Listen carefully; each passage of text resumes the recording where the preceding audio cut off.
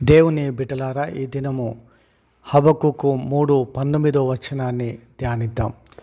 ప్రభువు యెహోవాయే నాకు బలము. దేవునికి మహిమ కలుగును గాక.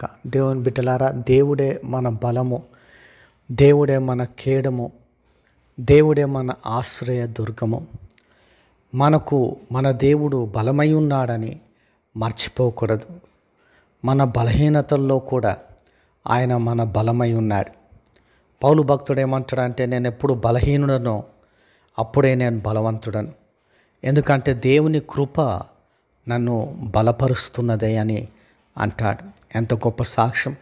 దేవుని బిడ్డలారా, మనం బలహీనులమని బాధపడుతున్నామా? మనము ఎందుకు కూడా కొరగాని వారమని బాధపడుతున్నామా?